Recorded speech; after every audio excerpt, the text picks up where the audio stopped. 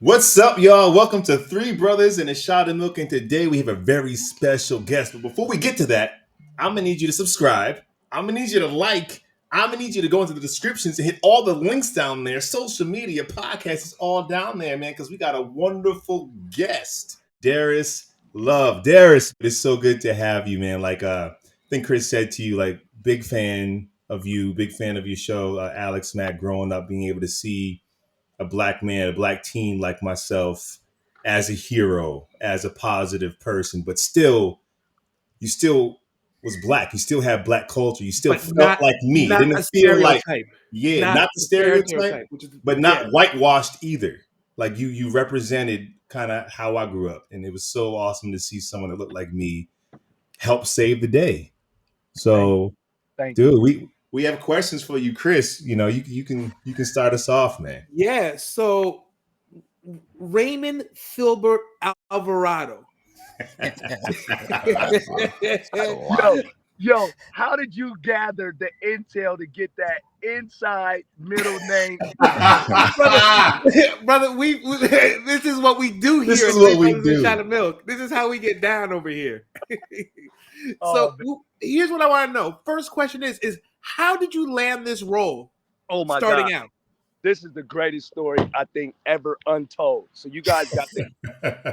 So I was I was bused from Watts, California into Hollywood. And long story short, I did a Black History play where I was Martin Luther King, Malcolm X, MC Hammer, and James Brown. Yo. I got a write-up in That's eclectic. Yeah, right. I got a write-up in the newspaper for doing this play. And Nickelodeon comes to the school. They audition everybody in the actual drama class. I'm ditching at that time. I'm like, screw, I don't gotta go to acting, drama class. I'm on TV at age 7. I was on the first, I was on a age 7. I was on a Just Say No drug commercials. You remember when we were kids to say just say no to drugs? Yeah. I was a spokesman. That was one of my first jobs. And so I had already did my first movie with Rick Elfman. Are you guys familiar with Danny Elfman from Oingo Boingo? Of course. Yes, of course. Okay. So Yes. remember Tim Burton would make all of those cool horror movies and stuff? Yeah. So Rick Elfman, Danny Elfman produced a film called Shrunken Heads. Age 10 I starred in. So I had already I remember watching that one as a kid. That movie was crazy. Crazy, bro. Like this, so what I'm saying is like I had already, before doing Alex Mack, I had been a part of the union, the guild. I was in the Elton John video at age 3. So I had pretty much an understanding of a working actor. I was in SAG, I had checks. So I would come to school and the drama teacher would be like, Mr. Hollywood. I'd be like, no, you can't teach acting out of a book, bro. We're supposed to be like miming, give us a play, let us act. Let us acting as an action. Get out of my class, Mr. Hollywood. So he would kick me out the class, but yet make me the star of all of the plays. Because the school would promote me as, hey, we have Darris Love that goes here. That's Nickelodeon found out about me. So they come, here's where Alex Mack comes in. So they come and they say, hey, we want a character, just like you said, brother, that's not a sellout to the white community. I mean, not a sellout to the black community and not intimidating to the white community, almost like an Eddie Haskell. So to say that meant a lot, brother Chris, because the thing about it was Raymond Alvarado to be a best friend of a, Caucasian girl. Right. You didn't feel any intimacy, weird things about Alex or Ray. They were really friends. You believed it. You could feel that chemistry. Absolutely. Yeah. So I was really happy to be able to be slated in a 5-year contract. Okay. They had already had a guy that they didn't like. So then they put me in his place. I ended up, here's the best part about it. I had already auditioned for Alex Mack. So I had memorized the lines, but I didn't tell the producers. When they came to my school and they auditioned everybody, they're like, you know the lines already? I was like, they're like, okay. So they were impressed at how fast I memorized it, not knowing that I'd already seen the material.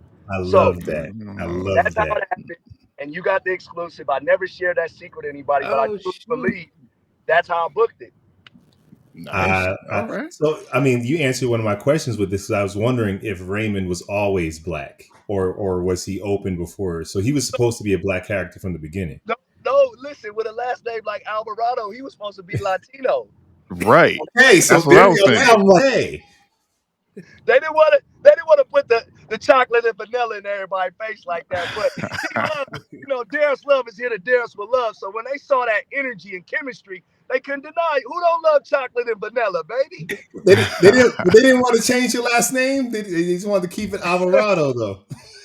They kept it Alvarado. The actual creators, Ken Littman, Tommy Lynch, his best friend name was Raymond Alvarado. Okay. Oh, All right. all All right. right. Okay. Another exclusive. Oh Oh, man. that's dope. Nice. All right. That's dope. So let me ask you this. So Alex Mack, out of the 90s Nicktoons era, not 90s Nickelodeon era, is one of the longest running shows with 78 episodes. You beat Clarissa, you beat a bunch of the hey dudes, salute your shorts. You guys beat it out. So now you're what, 12 years old filming Alex Mack? Yo, dude, you're so on, bro. Book it. So the summer, I think it's the summer of I was 12. Yep, I was 12 years old. We went from 12 to 18. So I did like a 5-year run on Alex Mack. Wow. Right. That's a good run, man. Yeah. So now, so you're making content, and you're the demographic audience, right, for this content. What's it like growing up as a Nickelodeon kid? Were you a Nickelodeon fan prior to this? No, I didn't have cable, bro. I'm for Watts, bro. We can afford it. Oh shoot! Okay. So now, like, I'm like telling all my family members, "Hey, I'm on Nickelodeon." They're like, "Oh, well, we don't have cable." Oh man. So everybody's piled up at the house. We got cable, so it was really, for me, I didn't even know what Nickelodeon was. You know what I mean? Mhm. Right. Okay. Mhm. I just knew that I got a chance to help move my family out of Watts. It was There like, we oh, go. Nice. you want me to do this? Oh, I get paid $5,000 a week. Yes, sir. At age Wow. 13, no problem. Yeah. Yeah. Everybody acts. You act for a girl's number at a bar. We act for the girl. So I'm getting paid to do this. Thank you. Yes, sir. Dude, do you have a favorite episode? Dude, when Raymond got the powers, bro, when I was able to, you know what I'm saying? They kind of let me like help write the ideas. They're like, so what would Raymond be doing? Well, he plays basketball. He's dunking on people. You know what I mean? Yes. You know what I mean? What would Raymond be doing? Well, he's at school. He's holding the showcase, but he's getting paid. Put the money in the bucket. Yes. All right. Yeah. That's great, Chris. Let me ask you a question. I know what Raymond can do, but can Darris really play the saxophone? No, sir. I am not. I probably could rap good like Tupac, and that's about it. All right. That's no small feat, though. That's you, and you have a production company, and you guys were working on a Tupac film. With Layla Steinberg, Tupac's original manager, my other partner Asher Underwood. The production company's called Bigger Picture Productions. And we Yeah. did a residency at YouTube Space. And I don't know if you guys are familiar, but YouTube has these global studios: LA, New York, London, Brazil, Germany, Dubai. And when you reach a certain threshold with your YouTube channel or your production company, they give you a residency at the studio for free. So for the Wow. past 10 years, we were able to accumulate 250 million views, 1 billion minutes watch time, and 1 million subscribers across social network platforms doing the truth about Tupac. And Wow. Layla Steinberg, she sees a video of me. I was doing the making of becoming Tupac. That came after I did Janky Promoters. That came and gave me an opportunity, a LOI, to play Tupac. And so I came up with the concept of the making of Tupac, where imagine if Jamie Foxx, please get well, Jamie. Yes, sir. Yes. Yeah. Imagine if Jamie filmed the making of Ray Charles. And Oh, you yeah. can see the behind the scenes morphing and the strategies that it took for him to become Ray, right? So Okay. this my idea was with the making of Tupac. Who would have known that Tupac's manager, Layla Steinberg, Tupac's brother, Mopreem Shakur, you name it.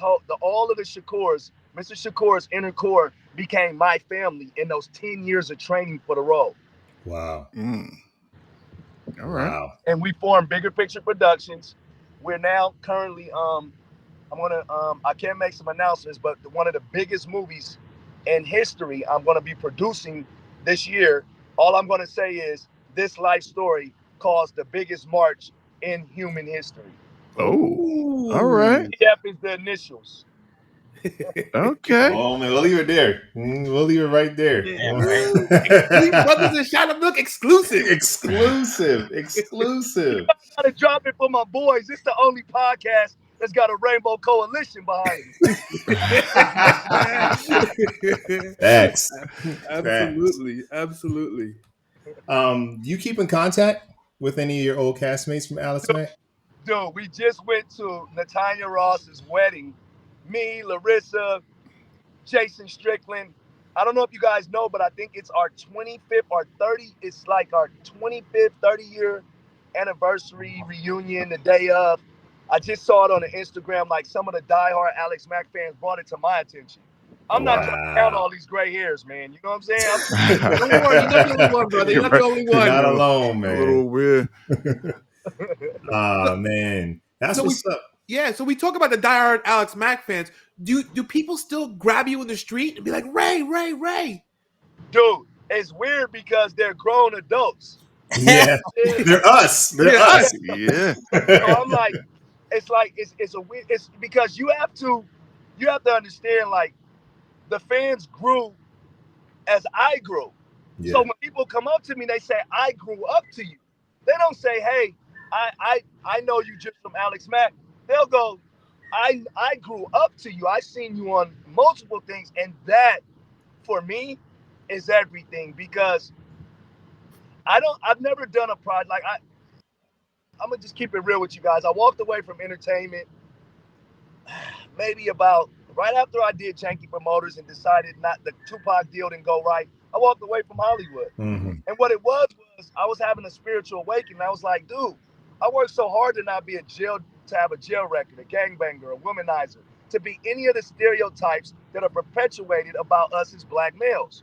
But why am I perpetuating these negative stereotypes as an actor? Wow. Why am I choosing jobs, waist deep, gang tapes? Like, yes, okay, it was at a point where I was like, oh, I need to do this so I can break that I'm from Nickelodeon. Right. But then after I start doing these gangster roles, okay, Sucker Free City with Spike Lee was great.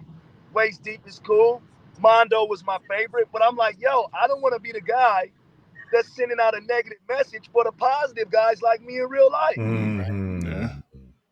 So that's where the production company and me taking initiative and accountability and saying, you know what? I'm not going to blame anybody. I'm just going to start a production company and start making quality content and stories about us, for us, not just by us, but I'm just talking about good substance, Right. Human stories, not a black story, not a white, human stories, American stories, Yeah. Yeah. I love that. And that's why this GF project is going to be so awesome. That's why working with this company out here, the Addy.com, if you guys go to it, it's purpose versus perception. As entertainers and celebrities, we live this great life, where we got all these perceptions. The money doesn't fulfill you. The fame doesn't fulfill you. All the women, it doesn't fulfill you until you go after your purpose. Mm-hmm. When I aligned with my purpose and stopped looking at the perceptions, that's when I started to have fulfillment. So, I just want to put a very important message out to those. It's great to, look up to your celebrities and stars, but again, who are they outside of the entertainment? They're humans. What are they doing with their influence? That's the purpose that we should be looking towards them for. You know what I mean? Okay. There's a purpose behind what we're doing. And when you do it with purpose versus perception, it's life-changing, brother. Yeah. Yeah. Nice. Man. Now going off of that, you've been in quite a few films and you worked with quite a few people, right? from Mario Van Peebles, Tommy Lister, to to Michael Jai White. Who there's two questions. Who was the most memorable that had a like positive impact on your career that maybe rubbed off on you in a positive way? And then also, who's just fun to be around? Good question. Yeah. Magic Johnson was my business manager, but Jim Brown raised me from age 7. Okay. And it has Wow. I have to between those two is hard, but I have to say Jim Brown because from age 7 all the way up until now, I go to his house. Mm, And I learned so much from him being, he was one of the first black athletes during, times of being a black athlete was hard. He was an activist. He was you know, so many of the things that I see myself being and not even knowing. And the reason why is here's what really changed my life. He gave me the limo and 2 tickets to his Mars Attacks premiere, and he oh, gave me the limo to take his daughter, Kim Brown, to his premiere. I'm okay. sitting in his seats, and I look over, it's Al Pacino and his wife, and I'm in Jim Brown's seat with his daughter in his limo, Right. and I'm going, this is like, I'm still like, okay, I'm an actor, but I wasn't like, I want to be a movie star. I Right. want to do this. It was like, I'm just doing this to move my family out of Watts. Like, I really don't, like, I don't want to be in Teen Bop magazines. I don't want to be looked at as no sex symbol. Please don't idolize me. I only worship the creator, not the creations. This is all him. He blessed me to be a blessing. Mm-hmm. I don't roll with chains, no security. I want people to realize we're humans, bro. And Yeah. so Jim Brown, he as high as his plight in every career, he was always had humility was his stability. So Mm. All right. having that example at a young age, nothing really impressed me in Hollywood. It actually could depress you. Oh, we lost him. Oh It could man. actually it actually sends grounded roots. Okay. Yeah. Mm. I love that you're saying that when you were on Alex Mack, a lot of young people, a lot of young actors. Did you feel support as a young actor? Did you feel like it was a great place to be young and kind of grow up, or did you feel like it was every artist for themselves? Like, what was the No, environment like? no, man, a spot on with that question, brother. You are in tune. Let me tell you, because when children, when child actors have to grow up, you know, on a movie set or in a responsible role or having a job, and they don't get to be kids, it, Mm-hmm. it's a two-way street. Either they're robbed of their innocence and it screws them up, or the responsibility matures them. Mm, We had such a wonderful environment and wonderful people and a wonderful cast that we were able to still grow up with each other and somewhat be kids. Like Mm-hmm. all of the I don't call extras extras. So like on Alex Mack in my green room in my dressing room, I had a Super Nintendo. Remember when Super okay. Nintendo first came Oh out? yeah. Oh Oh yeah. yeah. Yeah. Yeah. So Come on. so instead of the extras hanging out in a room where they're just at a table with nothing to do, I'm like, no, my room is the turn up. So the All PAs right. would be mad. Like one PA almost got fired because I literally stood up for the extras. They were like, you can't be in this guy's room. Everybody get out of here. I said, what? I said, come here, let me talk to you. I said, first of all, why are you talking to them like this? I said, Mm. Mm, we can't do this scene without them. I said, hey. I said, they're just as important as I am. And if I have them in my room, I appreciate you trying to give me my privacy. But if I choose for them to be in my room, that's what it's going to be. Mm-hmm. And the extras never saw people like Robin Williams. There's this thing about Robin Williams. Every time he did a job, they had to hire a certain amount of homelessness people to be the extras so that they would have a job. And see, when we have Okay. that kind of influence, we have to use it with the proper discretion. And that was one of my favorite things I did, but it also kept a kid environment while we were working. It kept Mm-hmm. a Right. fun environment while we were working. Not just I was able to relate and hang out and see guys play video games. I didn't even play the game. I used to buy PlayStations to all of the stuff and never played it. So my friends, I just like seeing people have fun. You know what I Right. mean? So that's what Alex Mack was about. It was about us having fun, us, you know, making sure that we handled our business. Like you said, over 80, 90 episodes. It's no joke, bro. I had to wake up at 6 in the morning, 6 at night, drive from Watts all the way to Valencia every day. Still was on my football team, on my baseball team. Still had my music academy elective. Mm-hmm. You know, while I'm on a number one TV show, I'm homeschooled. I got straight A's. So Nice. a lot of people are like, "Oh, I want that life." Oh, really? Can you? Are you sure? Can you handle it? Mm, Be Real careful. talk. yeah. You know what I mean? Real talk. Um, this is a two-part question. Uh huh. Chris, I think you can take the second part, but the first part is you're on this show, you guys are killing it, and now we're hitting the final season. What how is that information given to you, and what's the process of going into like we're wrapping things up? That's a great question. So I remember that day vividly. I get a call from Tommy Lynch, the founder, and I get a call from Ken Lippman, the founder, and they want me and Larissa to meet them in the office. So I walk in the office and I'm like, you could feel it. You know what I mean? You could feel Hmm. it's something they're about to say something, right? Right. So I'm kind of like, okay, did I mess up? You know what I mean? You got you have you have Megan. I mean, I'm sorry. You have. I'm just gonna name all of the women that are on the show. You have Jessica Alba. You have Hmm. Yep. Alexis Fields. You have Larissa Olenek, and you have um, maybe about 3 or 4 hotties. Okay. So in my mind, my grandmother, she's Jamaican. One she's Jewish and Jamaican. So it's like I'm Jamaican. You know what I mean? You know what I mean? So it's like she's like, boy, you bet not getting in trouble on this set. About you and those girls. You go there, you do your work, you come home. Do you hear me? So she used to be on the set with me. God bless her soul, and I thank my grandmother because you know, you're around those type of hot girls. You're young, right? Right. Natalia, everybody's like, you know. So luckily, being a brother, they expect me to get in trouble like that. Mm. So, so, so I never got in trouble. I never had any issues.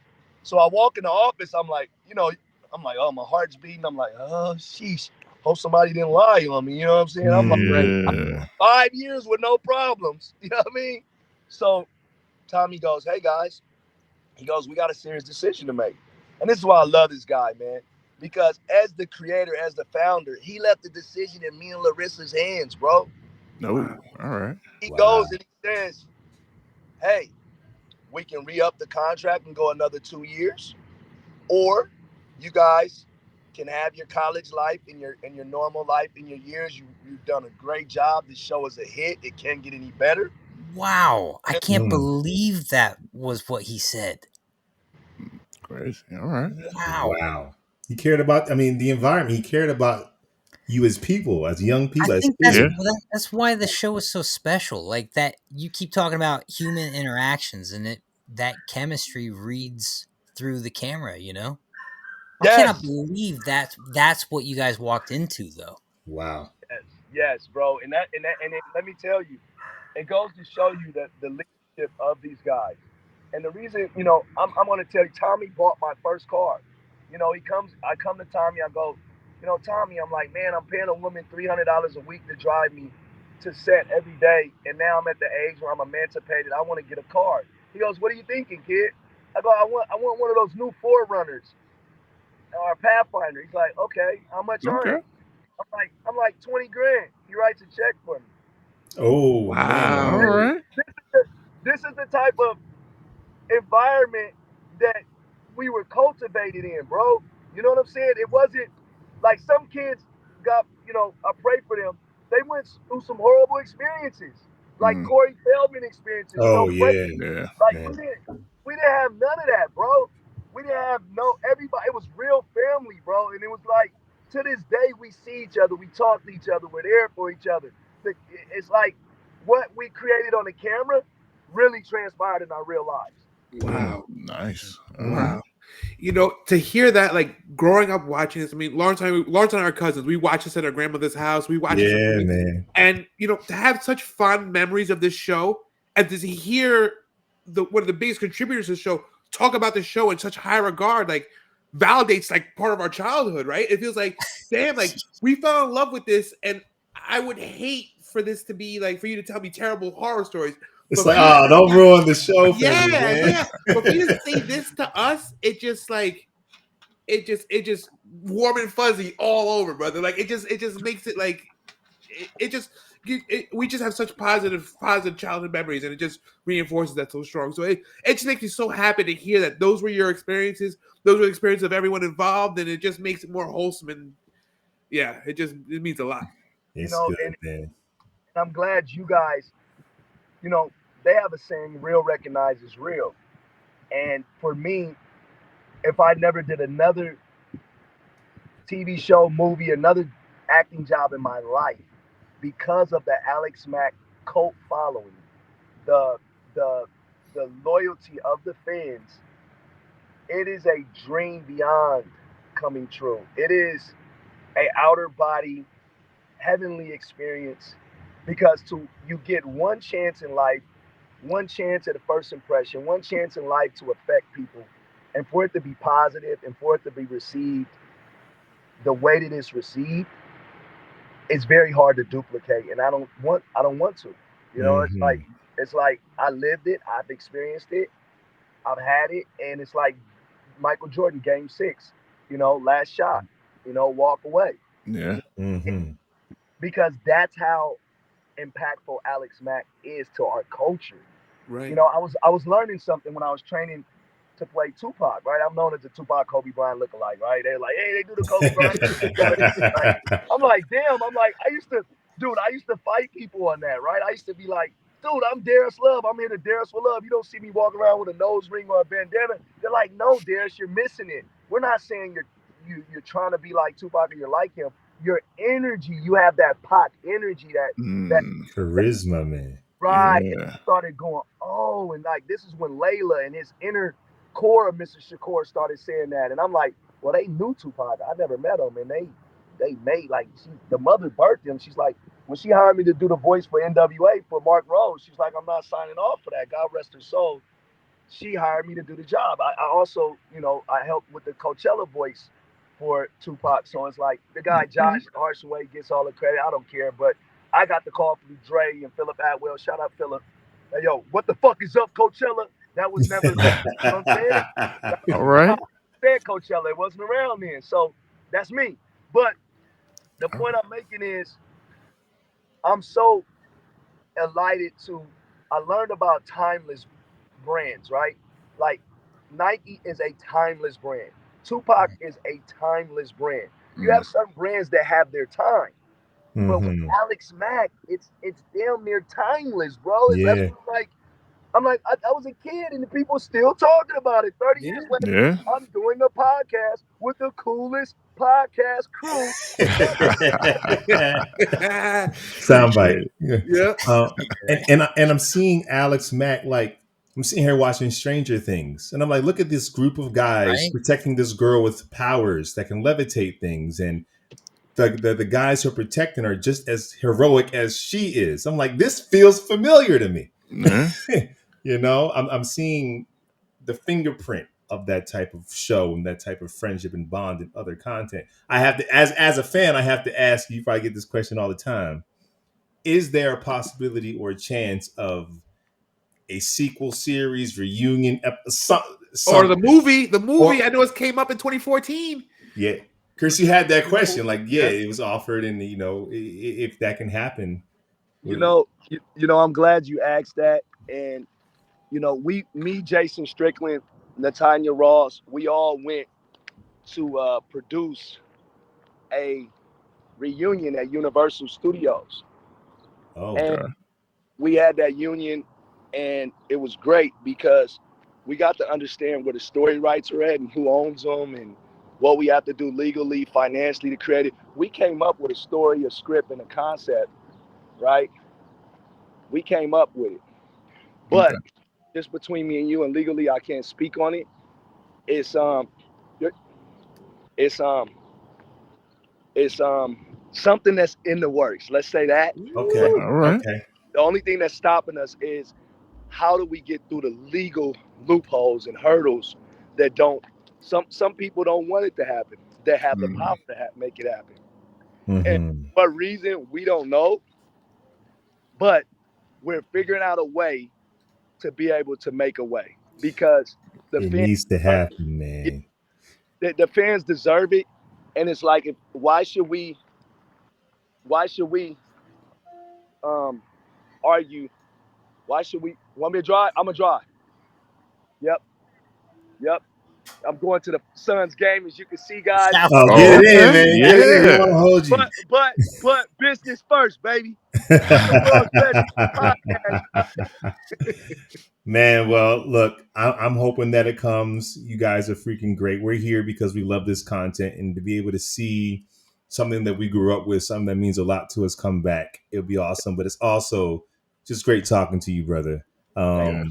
Get to your game. We don't want to hold you, giving us so much of your Wait. time. But that last question kind of answers another question. If you're looking at potentially where the content goes, that means Alex didn't take the antidote. Well, no. Dude, you going deep. All I'm gonna tell you is part 2. Set it up. All right. All right. Oh man, brother, And thank you so much. I'll bring a couple cast members with me next time. How about Oh, that? Hey. awesome. All Come right. on. You know what I'm saying? On. Since it's 5 of you, I'm gonna bring everybody. I'm gonna bring everybody. Let's go. I'm gonna bring Jay. I'm gonna bring Natanya. I'm gonna get Larissa, and we're gonna do it again. Let's go. Dude, Okay. that'd be great. All right. I'm down for that. Yeah. That's my game 6. We can end the podcast after that. I want to say again to you guys, man, thank you for doing what you guys are doing. Thank you for creating a platform in this day and time to keep those timeless projects like ours still relevant. And it's so cool to be able to connect with gentlemen that understand what was then and representing that now, right? Because we don't have really good family TV show programs as much as we used to. Yeah. The content and substance is garbage. So for you guys to make us relevant again, it means everything to us. Oh man, Yeah. believe me, it's our pleasure. Yes, it is. It's our pleasure, man. It's my Thank you honor, so guys. much. Again, I'm Darris Love here to Darris with Love. Right now is a very important time in life, guys. It is about love. If we do not love one another, it will be our salvation or our damnation. Christ comes and says, "I didn't come here to be served, but to serve." And it's very important that we marvel in the Creator and not the creation. And I want everybody to understand that we are in the last minutes, last seconds of the last days. Please get right. Have forgiveness in your heart. Find God. Find peace. Repent and find love. Love is the key. If you love God with all your heart, like you love everyone else, there's no need to lie, steal, kill, bear false witness. Let's stay holy, happy, and healthy. Again, I'm Darris Love here to Darris with Love. All praises to the Most High. And you guys are the best podcast in America. Let's go. Yeah. Amen, Thank you, brother. brother. I Thank you, appreciate sir. the time. Appreciate it. Thank you, sir. Love. Go Suns. Let's go, man. Let's go. All Enjoy right. your game, brother. Enjoy Thank the you so game. much. Enjoy the game. Much love. All right. Peace. Oh man, that was a treat, man. That was good. Treat. I had such a good time with that. Like I'm beside myself right now. I'm a little starstruck. He has some good positive energy, man. Yeah, he delivered. Yeah. Oh man, so good. Like, I 100% sincerely meant, like, it. I don't need tea. I don't need like gossip. But for the fact that he said that, how cohesive they were as a unit and how much it meant to them, mattered. It validated childhood, right? Validated part of your childhood. Well, because that's always the question. Is, I mean, if you 80s or 90s kids like us, like every other story about that TV show or movie you hear about later on, right? Molestation, abuse, especially Nickelodeon. Nickelodeon around that time, a little bit after that, they had a big scandal with that one producer. But it's like almost all of them, right? Yeah. You're watching. It really is. If you're watching Different Strokes as a kid and you grow up to find out, all these troubles, or the parents stole their money, like a lot of stuff. And it's so awesome to hear like they were taken care of, man. Right. Yeah. Oh yeah. That they were taken care of. Yeah, honestly, that was really nice to hear, because there are so much of the content we did grow up on is kind of like odd to watch it now, and it's like I can't watch the Cosby Show without something in the back of my head. that's what I'm talking about. And that was our show. That was the Black People's Show, right? That was That- like, if you want that a was- positive Black role model show, it was the Cosby Show. And now we don't have that. No. Yeah, but Even if you watch it and what's enjoy great about it- the Cosby Show is it wasn't just Black. It was like I grew up on that show. Yeah. Right. Everyone I knew grew up on that show, and He to was have America's dad. that, yes, and to have that show, you know, tainted as in the way it's been is so to hear Darris talk the way he did about, you know, Alex Mack was like, It's amazing. Thank goodness. Thank God that I can hold on to something from my childhood. But I can't take any more disappointment. Oh my goodness. I mean, I remember watching a commercial where literally Fred Flintstone and Barney were smoking Winstons. Really? And I'm sitting here going, what? Yeah. Yeah. Dude, I mean, all alleged, but then, you know, Fred Savage was taken off being a producer of the most recent Wonder Years because allegations about him came up. And I'm like,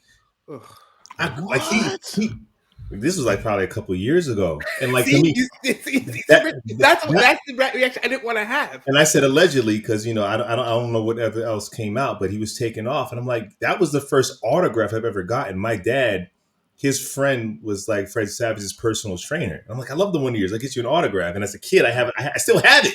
Right. And I'm like, so to hear Darris talk about this in the way like you guys have said it, it's very sweet. What's up, y'all? Welcome to Three Brothers and a Shot of Milk. We're talking